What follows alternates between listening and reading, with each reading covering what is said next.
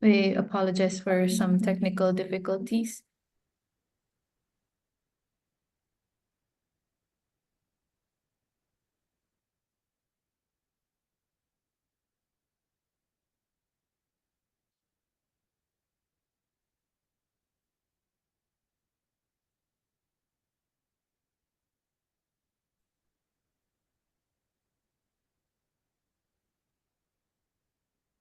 I'm not able to start my video, Rebecca. Okay, sure.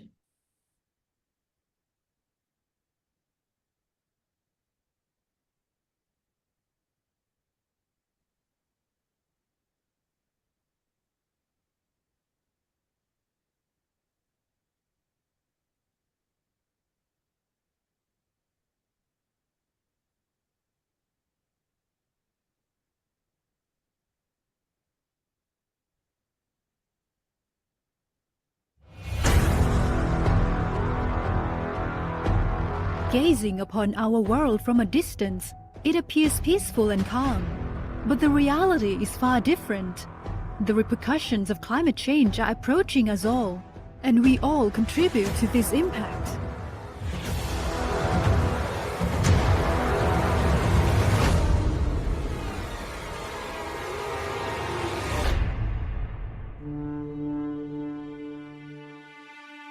By 2050, projections indicate that over 3 billion people will reside in various urban centers in the Asia-Pacific region alone. Urban activities are a key contributor to climate change.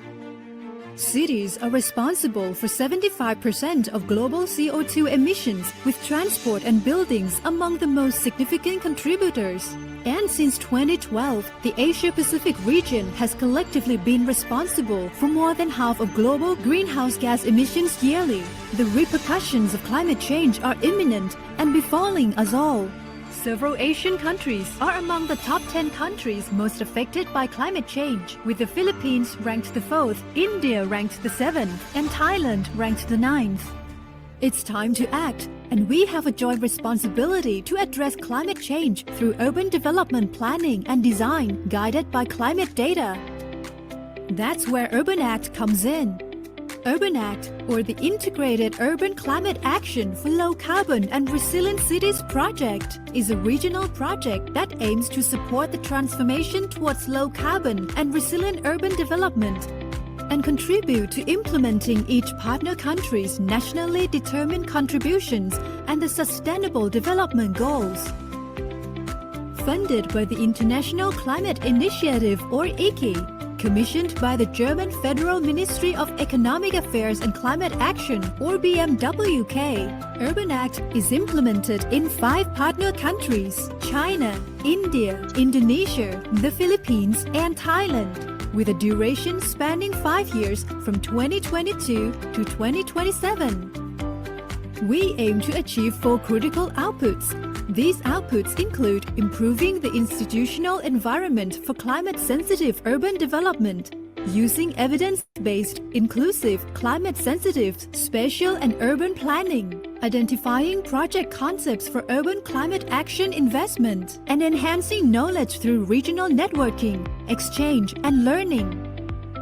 Our collaborative partnership comprises the Deutsche Gesellschaft für internationale Zusammenarbeit GmbH, or GIZ, as a project leader, and the international partners consisting of the United Nations Economic and Social Commission for Asia and the Pacific, or ESCAP, United Cities and Local Governments Asia Pacific, or UCLG ASPAC, the University of Stuttgart, and TU Dortmund University, and national partners in each of the project countries. To promote and showcase a sustainable integration of climate change into urban development, Urban Act implements its support in 14 pilot cities across the 5 countries, recognizing the unique context of the partner countries and aiming to improve the country's specific policies and regulatory frameworks. Furthermore, we engage in joint operations with the Indonesia-Malaysia-Thailand Growth Triangle, or IMTGT, implementing initiatives in 6 cities within the IMTGT sub-region. We are all standing on the edge, and every decision and action we take today will shape our future for generations to come. It is not just a choice, it's a collective responsibility that falls on each of our shoulders. It's time for us to unite and journey towards low-carbon, resilient urban development. Join us in the Urban Act, Joint Action for Climate-Friendly and Resilient Cities. We are stronger if we are together.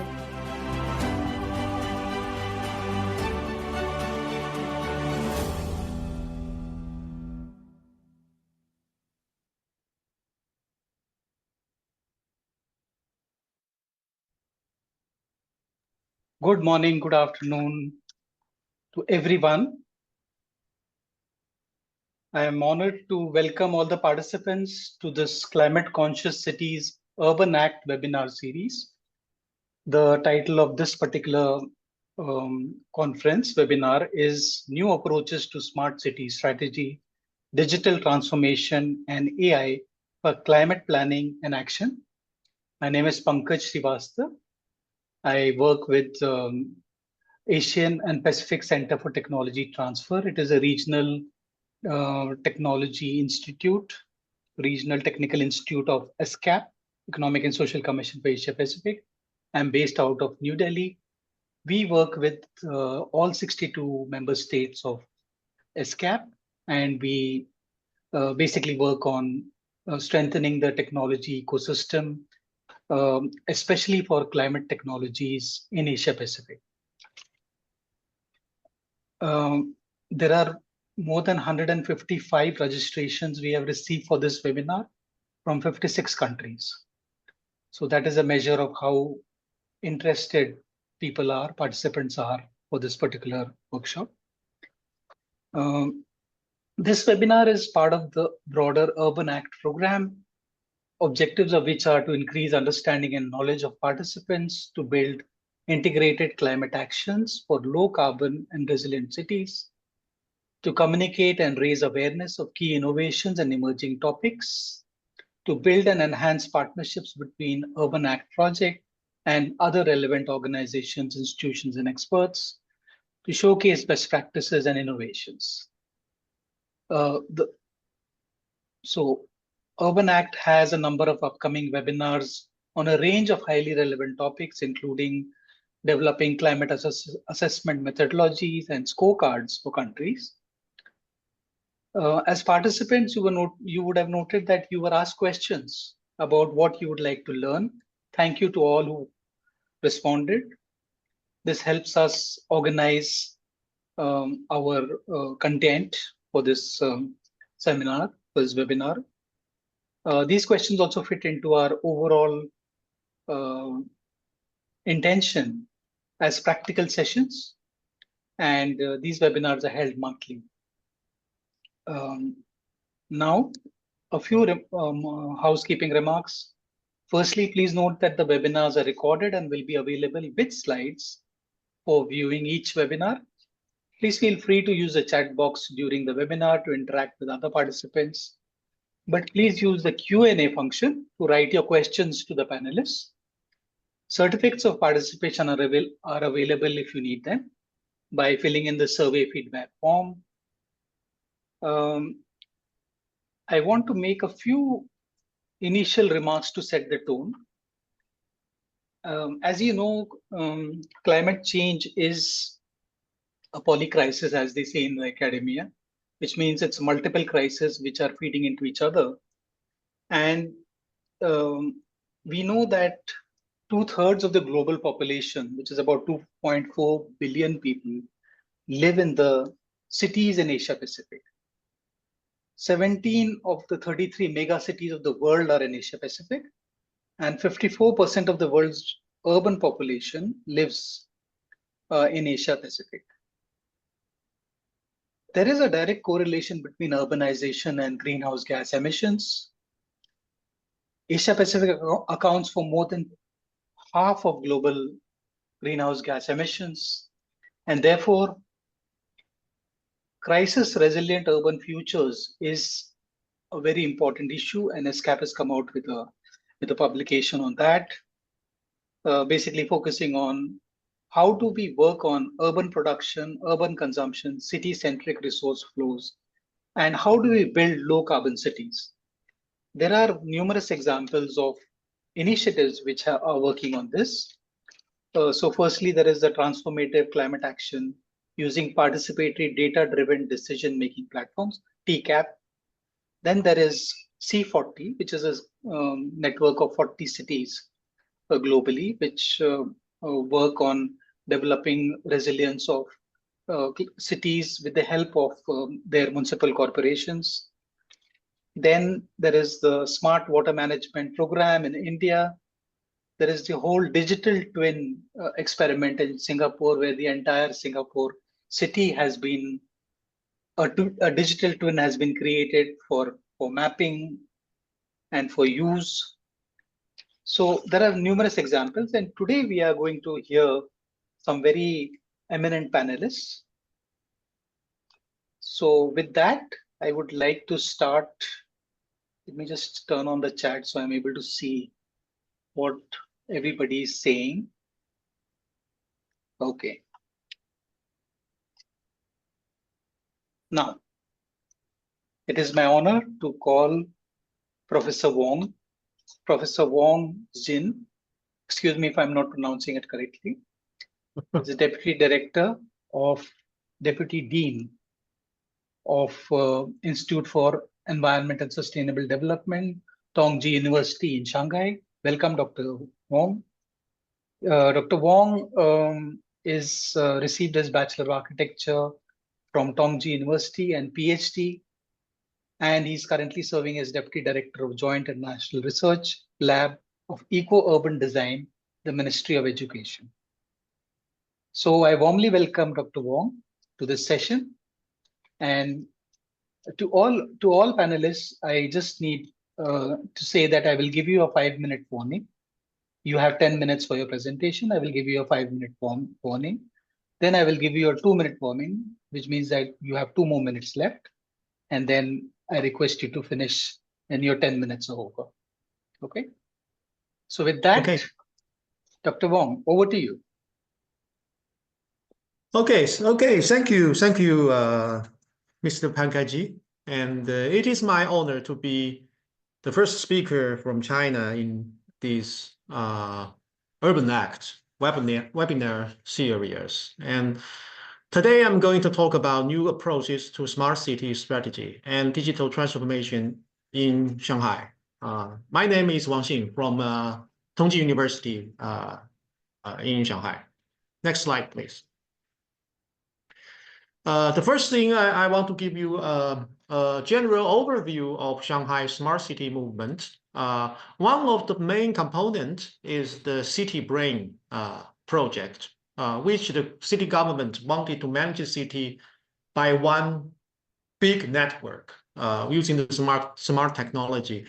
Shanghai has 24 million people and has a 16 district government. So most of the city management work are done by the district level government. Next slide, please. So this is the UI.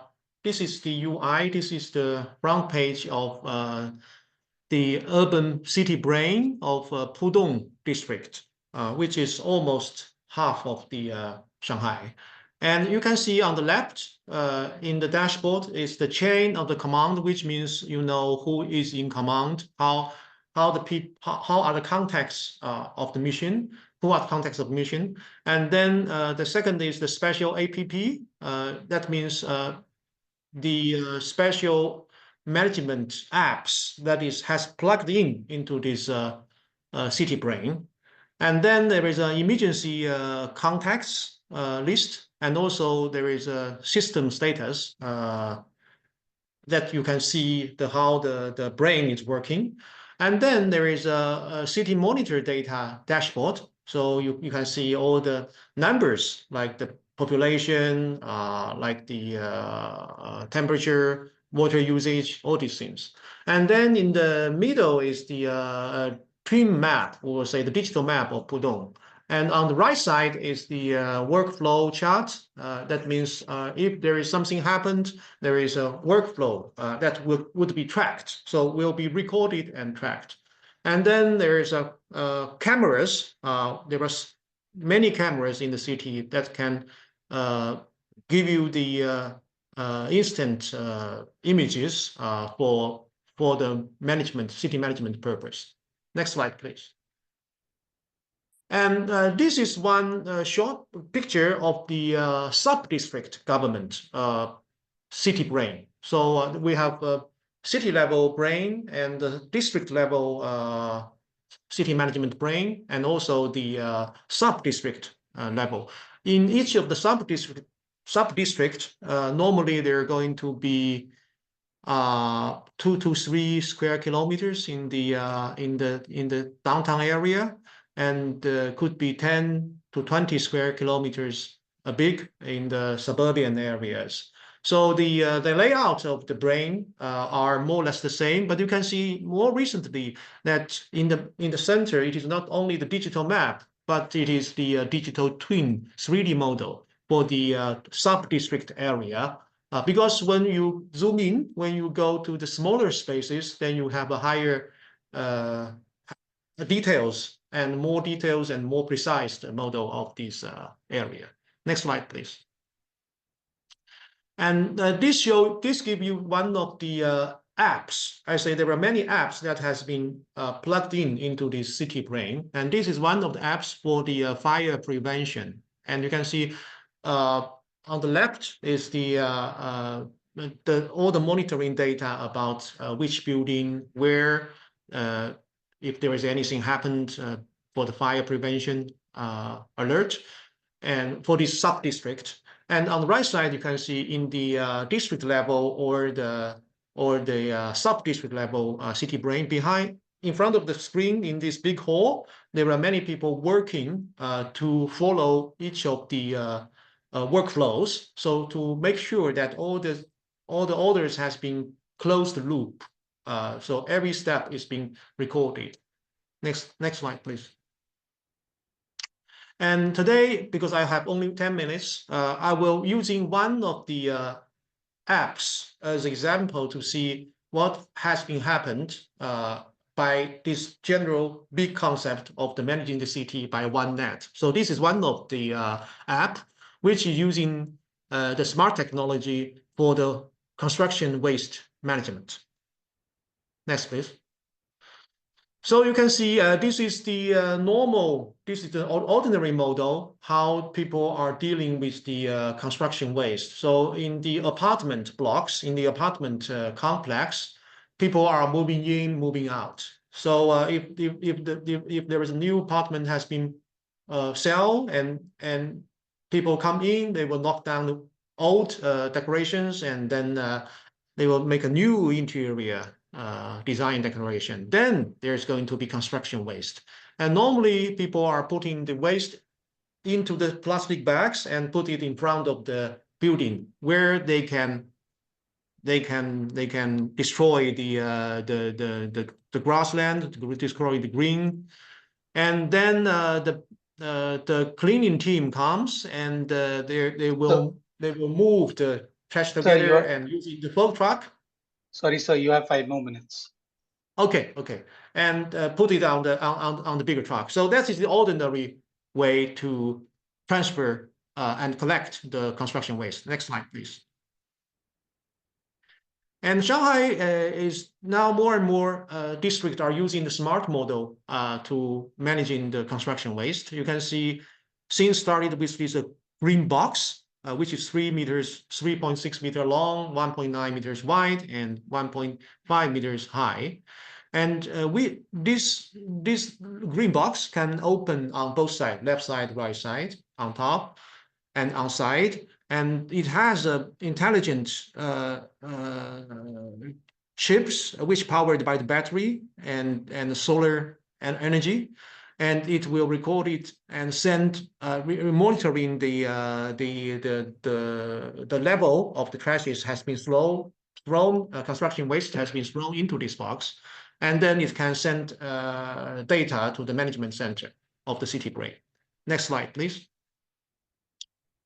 And then you can see on the right side is that when the box is about 85% full, then the white box, the little white box on the green box, it will send data to the CityBrain platform.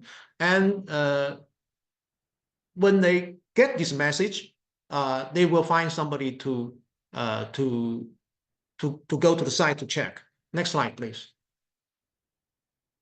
Yes, so you can see then is the confirmation. So when the automatic data are sent to the CityBrain, then they will send the project management managers who is living in these housing blocks come to the site and see if it is really full.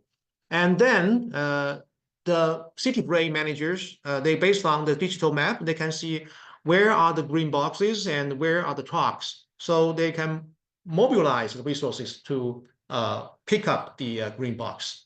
Next slide, please. Sir, 2 more minutes. Okay. And then you can see, compared to this new smart technology, you need only one driver and one helper, 2 people to do the work, to drag the green box away and put a new empty one there. And if you are using the traditional way, you need somebody come up, and you will need 1 driver, 2 helpers, and you need a full truck, and then you probably will destroy damage some of the greenery, and also it's very difficult to prevent the dust when you are throwing this trash by the folk truck. So you can immediately see the advantages of using the smart technology. It is more efficient, cleaner, and safer. Next slide, please. So as a conclusion is that in China, almost every city is trying to building up a CityBrain, which is an overall platform for all the smart technologies to plug in. It will provide shared digital twin SIM base. So it means that it's a digital map that can be shared by all these different technologies and smart technology solutions.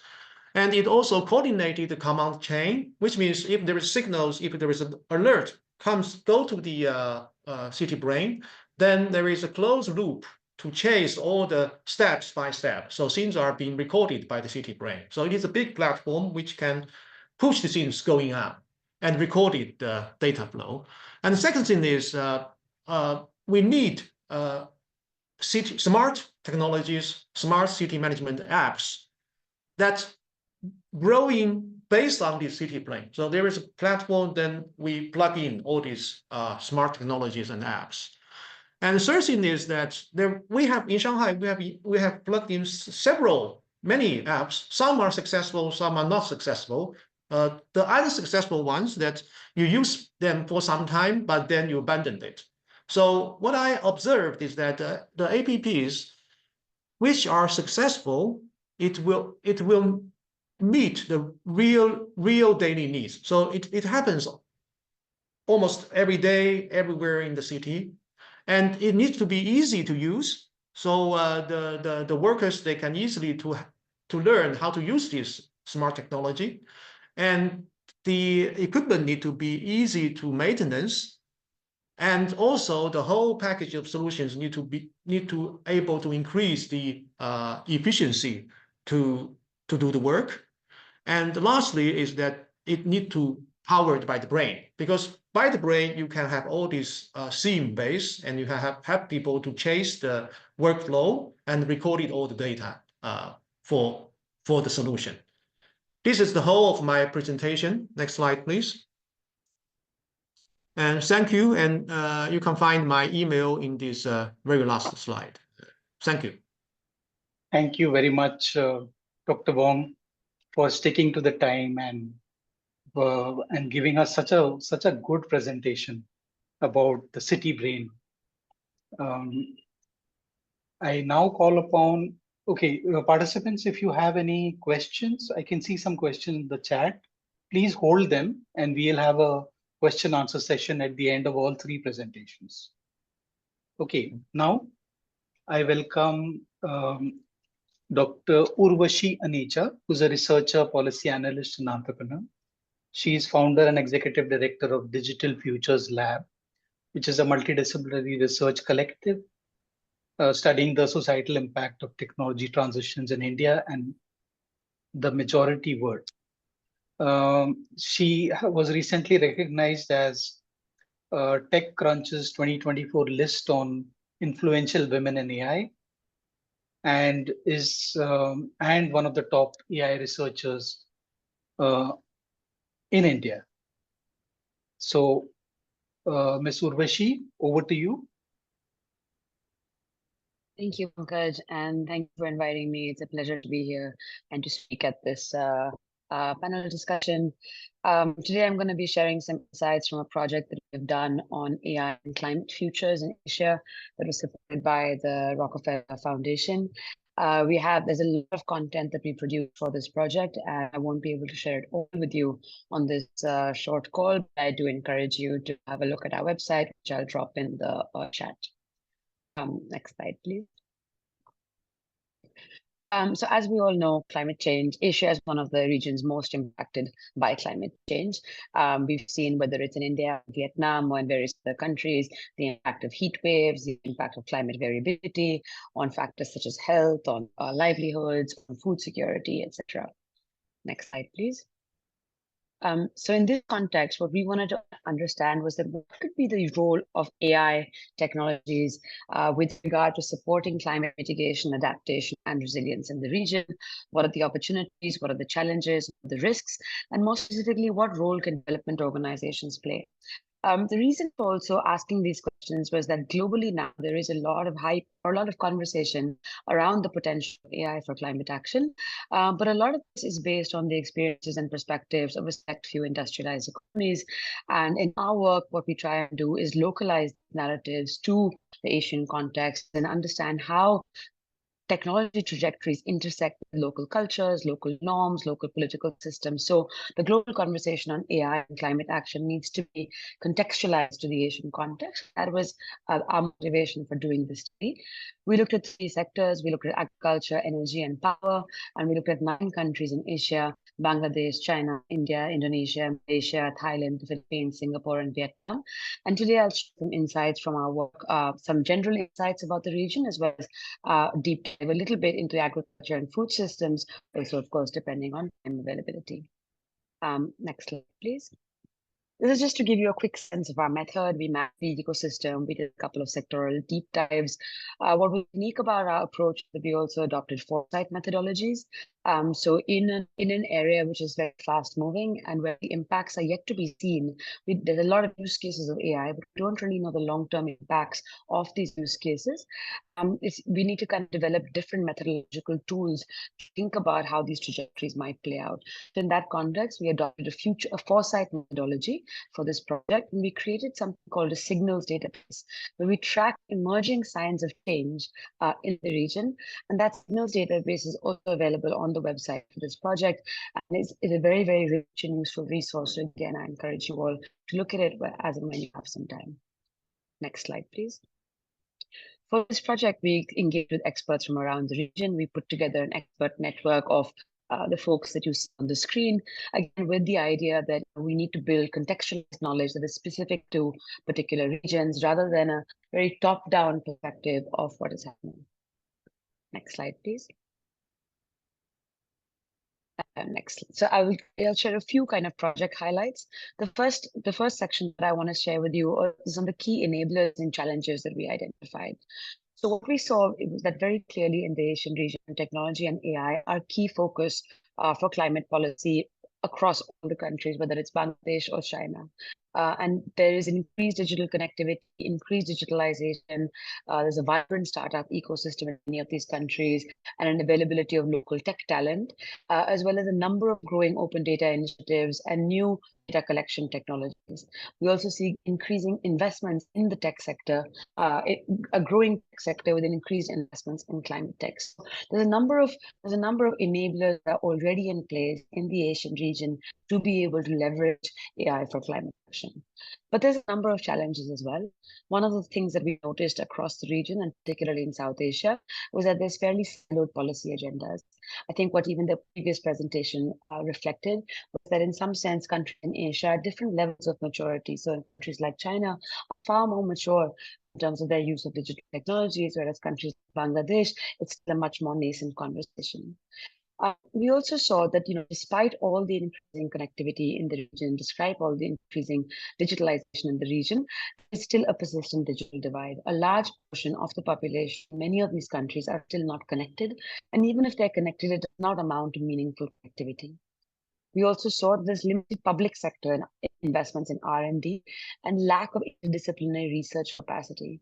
And why this is an issue and why we've found this to be an issue with regard to AI for climate action is that a lot of the AI investments were driven by kind of commercial purposes rather than necessarily interventions that were the most appropriate or that targeted those communities that were most vulnerable to climate action. 5 more minutes. My 5-minute mark. Got it. Yes. A key challenge that we also noticed was a lack of quality localized data sets, and this is something that is really, really important. And as we know, something like agriculture, for an example, agroclimatic zones differ very greatly across countries and across the region, and often even within a city. And so, if we're going to be building AI tools, we need to have very good quality localized data sets.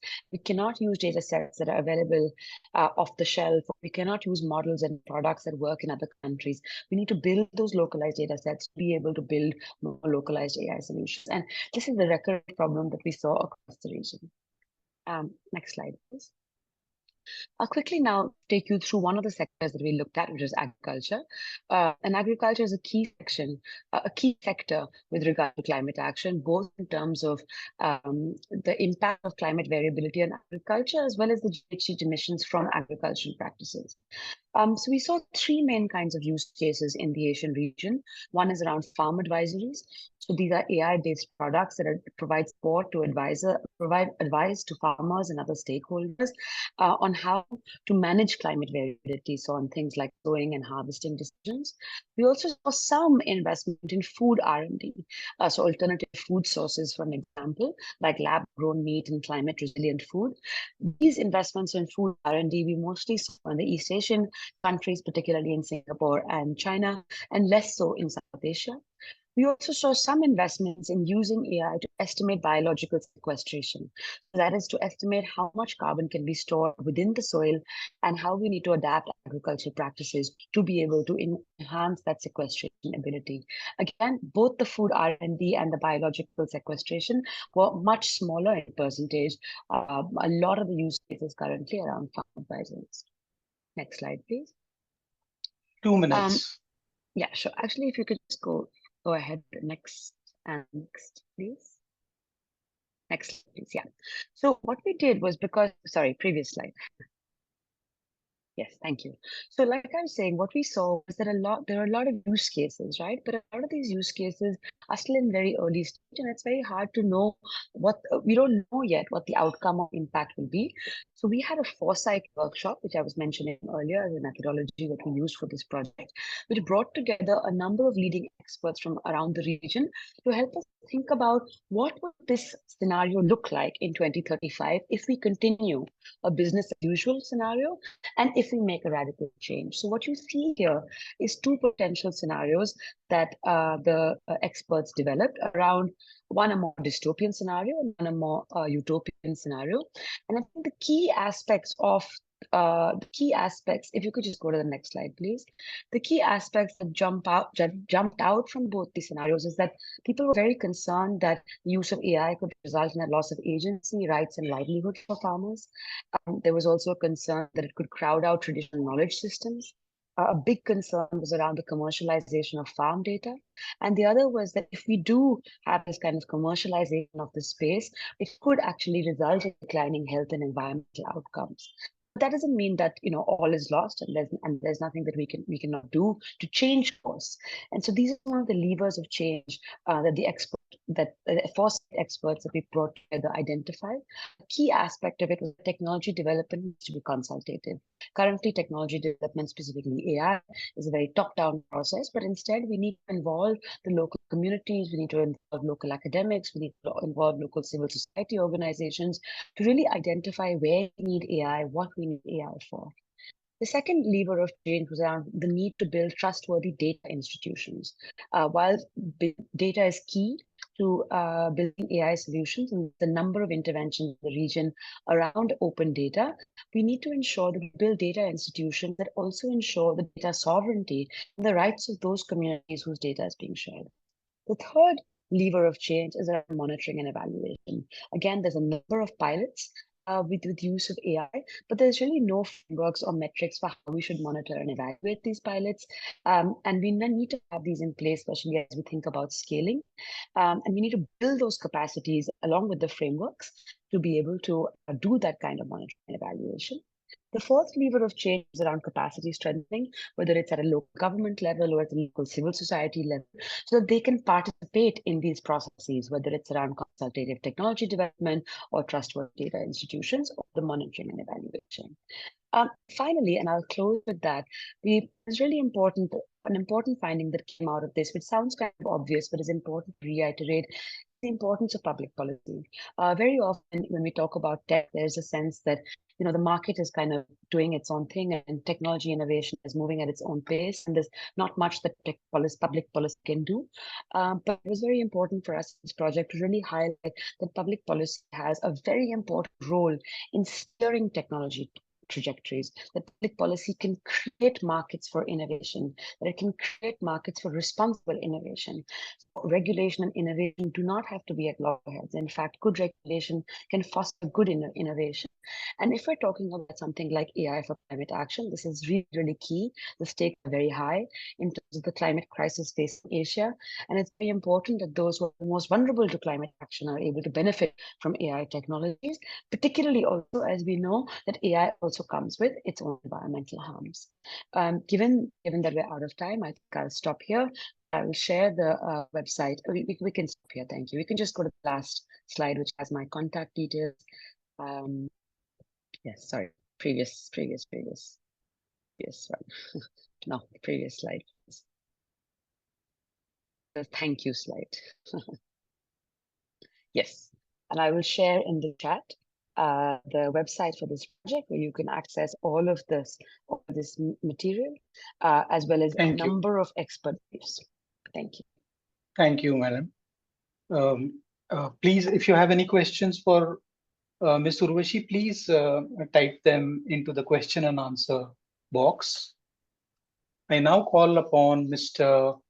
Pasit Chanabun, apologies for wrong pronunciation, who's with the Konkan municipality. Mr. Pasit Chanabun, you have 10 minutes. Welcome. Over to you. Thank you very much. Good morning, ladies and gentlemen, distinguished guests and participants. I am Pasit Chanabun as a Deputy Municipal Clerk of Konkan Municipality, Thailand. I would like to thank the various agencies that have given me an opportunity to share the knowledge about new approaches to smart city strategies, digital transformation, and climate planning and implementation. From listening to expert presentations, it's very interesting and necessary to use AI in the current world. I would like to discuss the topic of government organizations, especially local government organizations. Based on your past experience, what have you seen in applying AI to planning and operations? Of course, it must start from the policies of leader and the development needs to the local government organizations for facilitating and providing services to the public for maximum benefits. Could you please exchange your opinion or give an example after I finish speaking? The issue, what is the most important factor using AI in planning and operation. In my opinion, I look at the starting point, development and extension of sustainable development. I will give an example of area of Konkan municipality, Thailand. We initiate from the policy of the leader, creating a cooperation network for all organizations to join in developing and using AI together.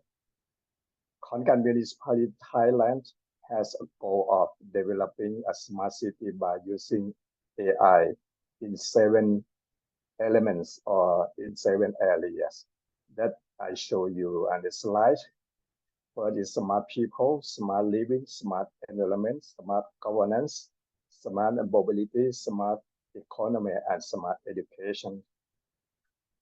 Next slide, please. We plan to use the AI in the installation of stormwater drainage system in main and branch fire system, wastewater management, wastewater collection and treatment system, and discharge and flood prevention. The operation in this regard is in the process of creating a database of feed into AI to cover the area. Next slide, please. In the matter of urban planning, to divide different zones into government agency areas, community areas, commercial areas, industrial areas, green area, and agricultures, including the provision of public service. Everything here will be truly view of the use, after which the AI system will process the growth of the city and bring the result to consider together in the urban development network group. Next slide, please. The calculation and classification of area in the municipality will be divided into different color tones in the area boundaries. When the period of passes, the color group in the different area will change as well. Therefore, the people in the area of the local government organization can receive information at the same time. Next slide, please. In surveying green space data in urban area, we have defined the coordinate of the pilot area and calculated the possibilities of using the area to its maximum benefit, such as development travel areas along with creating more green park, so that we can absorb carbon dioxide from vehicles. Next, please. Using vehicle exhaust emissions measurements and estimating vehicle pollution level during times when vehicles are in high use, such as during heavy traffic, to determine 5 more whether minutes. Sorry, Mr. Pasit, 5 more minutes. Thank you. Whether the pollution level and harmful to the public. Next slide, please. Platform development and design necessary for municipality to continuously develop to facilitate data movement and AI processing. Next slide, please. In addition, we using AI in municipal school planning and operation.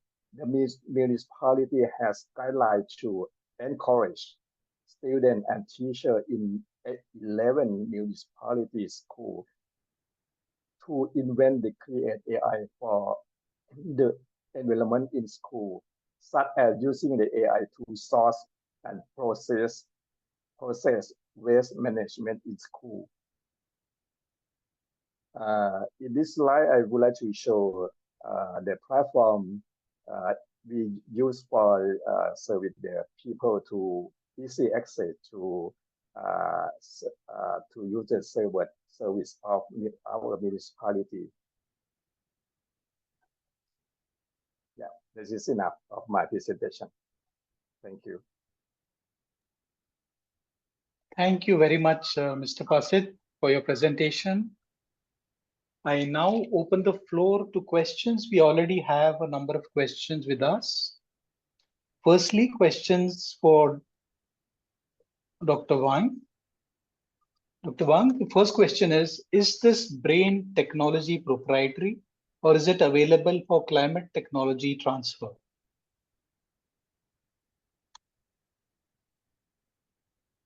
Sorry, Dr. Wang? can you repeat? Sorry. So the question is this brain technology proprietary or is it available for climate technology transfer?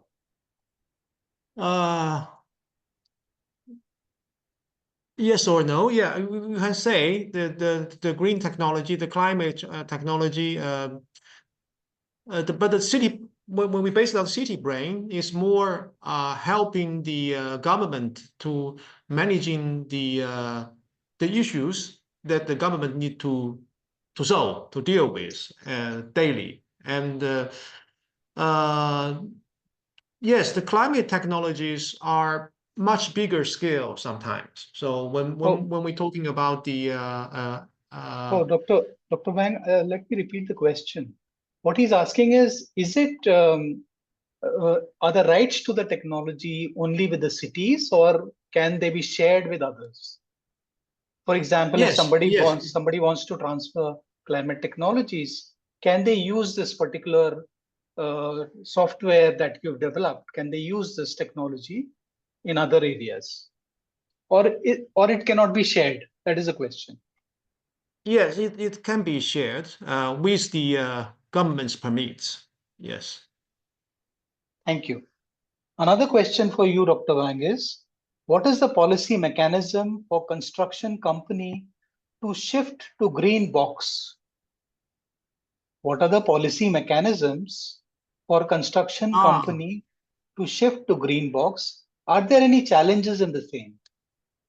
Well, it is not the construction companies shift to the green boxes. It is more the local government shift to the green boxes. In Shanghai, actually, all the waste, the household waste and construction waste, they are the responsibility of the local government, district government, to take them away to the waste treatment plant, and it is the responsibility of the district government. So when I compare the two models, the traditional model and the green box model, the green box model need much less people.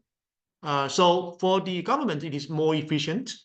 And for the local citizens living in the apartment, the green box solution actually takes much less space. You know, if you put all the construction waste along the road, then it takes much space, and damage the landscape. But the green box, they will use the size like one parking space, and then when it is full, the company will come to drag it away. So to loading the truck, it also emit a lot of dust and the noisy, and the people living there, they don't like it. But the green box, they don't. It is closed and it is quiet and it's not going to damage the landscape. So it is, in general, it is a solution that can be accepted both by the government and by the people living in the apartment. So it is automatic shift, and it is already in Changning district. In many districts, they already adopt this solution. The challenges is because in Shanghai, especially in the downtown areas, the parking spaces are very, very limited for the old housing blocks. So in any way, it will take at least one parking lot to put this green box.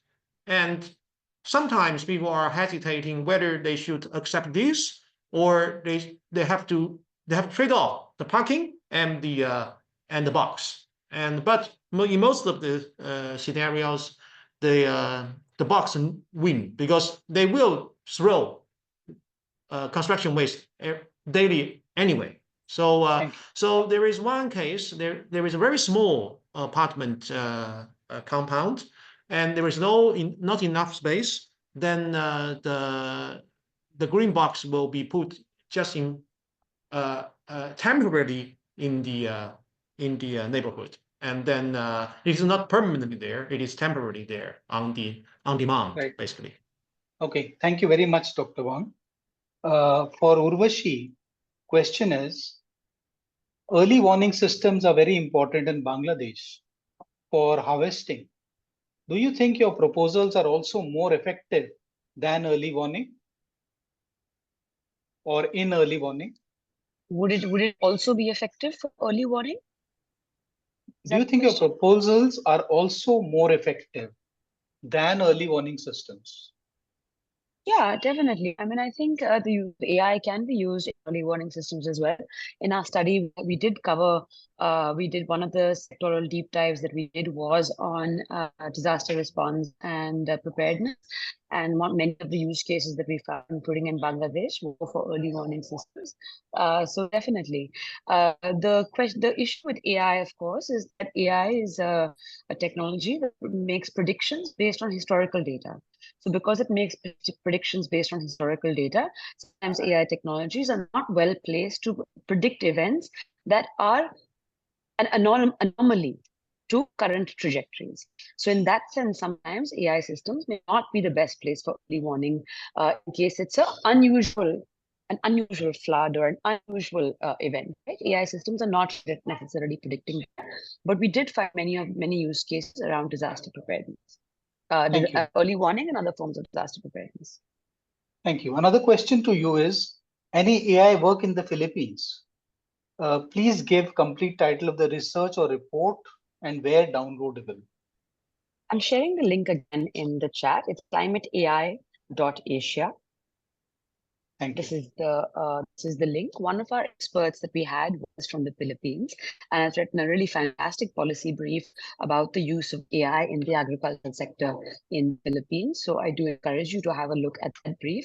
And that's where we actually see the most amount of use of AI in the Philippines around agriculture as well as disaster response and preparedness. Thank you. You also talked about public policy in your presentation. What role do you see public policy playing in facilitating or hindering the adoption of AI and smart technologies for climate action? I think there's two main things that I'd like to highlight right now. Like I was saying earlier, AI will only be as good as the data on which it was trained, right? So one of the things that we need to do is build those localized data sets. Currently, many ministries in the region work in silos. So the climate ministry may not necessarily be talking to the technology ministry, or the agriculture ministry may not actually be talking to the livelihoods ministry. And where we have a real opportunity with AI, bring all these sectors, all these ministries into conversation with each other so that they're not operating in silos, and enable data sharing and interoperability between these various data ministries, between these various ministries, and enable data sharing. So I think that's one of the key ways in which public policy can play a role. The second way I think that we should be more cautious about is that within public policy officials, I think we need to enhance their capacities and skills around understanding what is good AI, what is not good AI. Because what's happening currently is there's a lot of technology vendors, a lot of startups, a lot of companies that are selling AI products and solutions to various governments across the region. And many of these governments do not yet have the tools to be able to discern what is appropriate for their context or not. So A very practical example would be something around procurement, developing procurement policies, embed principles of responsible AI into public procurements that we can procure AI for climate action more effectively with a view towards climate justice. I think that's the main emphasis of our work as well, that we can build a lot of technology solutions, but we need to make sure that they work for those who are the most vulnerable to climate disaster. And for that, we need to have a climate justice framework. And that's where the role of the state and public policy becomes very important. And we cannot rely on markets alone. Okay. And another question on similar lines. What is the probability of error for predictive modeling? The probability of error is actually quite high, predictive modeling, and therefore it's very important that when we use these AI applications, we don't just test them in a lab setting, which is what often happens. We also field test them, right? Because an AI model that is built, let's say, for Bangladesh may not work as well that is built for India. An AI model that is built in China may not work as well that is built in India. So we really need to test them in a field setting. And we need to build those capacities for constant monitoring and evaluation, especially now as we start using more generative AI technologies, where the risks of hallucination are also quite high. Thank you so much, Urvashi. And Mr. Pasit, we have a question for you. How is the city engaging with local communities to ensure their input and participation in climate planning? Actually, local government and central government or provincial government, we usually share the plan together and try to get some budgeting, some planning, and some implementation. Actually, in our city, we use the AI tools come from the policy of governor of province and also the government. Because of some part of AI tools, it is not of my job responsibility or our job. That's why some part we have to concern with other organizations. That's why we have to make a plan together, and we have to use a budget, and we have to share the information together. Thank you so much. And the other question was, which you already answered, what AI tools has your city used to improve climate planning? Yeah, at the beginning, that I already mentioned before, the AI tool just from the mayor of a municipality or the governor. That's why some part of AI tool is not effective, but it is under construction or is under the experiment stage. The success program or AI tool is already effective. It is the student, just for the student, that we make a competition from the student and the teacher to join our events to make only the AI for tryout, and maybe our develop together in the process in the further. Okay, thank you, Mr. Pasit. And now questions to all three participants. Anyone can answer. How can smaller cities or local governments with little or no resources invest in smart cities or digital technologies? Is it clear? Should I repeat the question? How can small cities or local governments with little or no resources invest in smart cities or digital technologies? Clear? Anybody wants to answer? Yes, may I say something first? Please, go ahead. This is a very good question. Well, Shanghai is really invest heavily in this city brain. So it did cost a lot of money. And for the smaller cities, it may be started with some more profit balance, how to say, the break-even business model. So just as the case study I mentioned today about the green box, it is something that can started with a smaller spaces. So it can start it with some living complex that is more acceptable for this technology.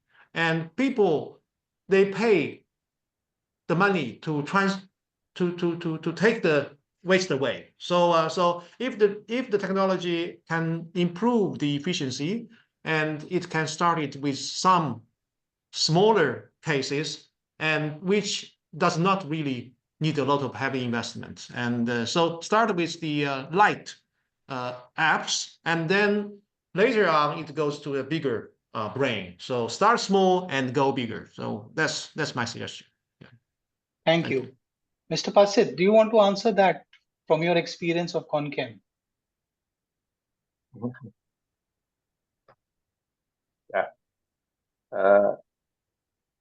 Actually, our major policies just along the Konkan city to develop to a smart city. We try to use many AI tools and many network collaborations to join with us. Right now, we also have the all partners to join with us, especially GIZ and EG and ESCAP and other organizations. That's why we would like to work together and get the goal in the final. Thank you. Thank you. Okay, should I move to the next question?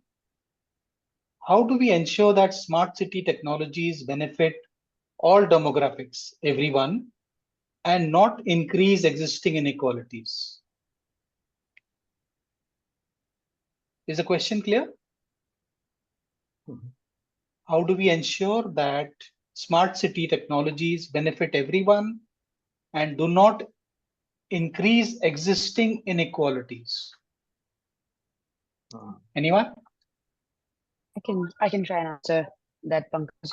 Again, Yes, I go think ahead. there's 2 points that I'd like to emphasize. One is, I think that as we're thinking about smart cities as well as new kind of technologies like AI and IoT, etc., we must not forget the basic issue of the digital divide and digital connectivity and ensuring meaningful and affordable connectivity for all. Till we do that, this is smart city project will not be able to deliver benefits for all, and it will exacerbate existing inequities. The second point that I'd like to make is that in a lot of countries, the smart city project has been driven, or there has been a huge influence of commercial players and private actors in the smart city project. And while we do need, obviously, public-private partnerships, we need to ensure that they're equitable, and we need to ensure that the returns or the benefits of smart cities are not to these private companies alone, but to the citizens. And for that, we need to ensure we have solid public procurement policies in place. We need to ensure